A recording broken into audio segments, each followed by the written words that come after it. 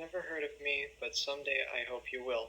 Sometime in the future, whether or not you choose to accept me into your great archives of learning, enlightenment, my actions will echo throughout human history like a shout in a canyon with its steep walls of stone.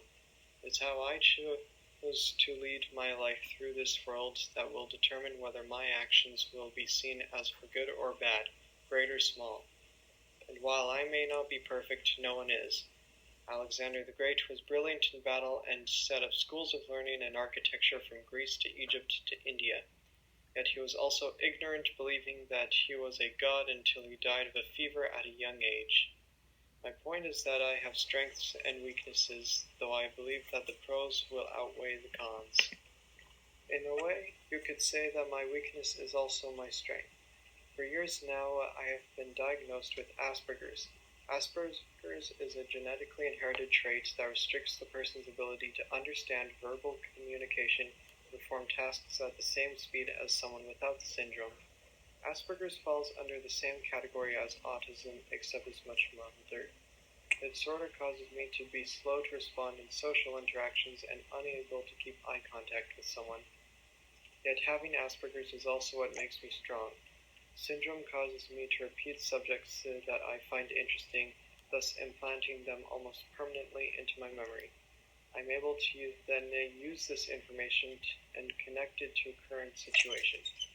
My interest in biology and animalistic behavior has also led me to create many connections in animals to humans and their behavior in regards to body language, the reason I love Charles Darwin so much.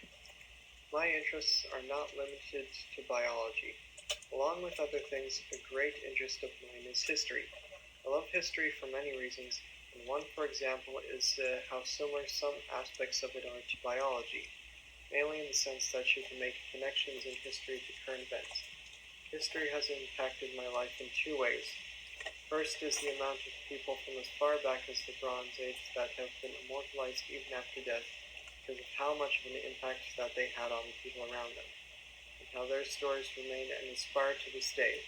The second reason is of the historical significance of the events.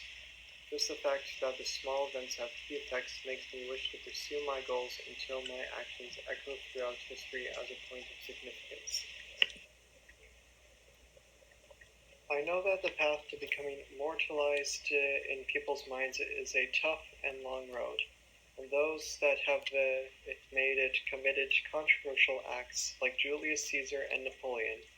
But there have been people that changed the world for the better, inspired generations, and set up philosophy and understanding that will last the centuries.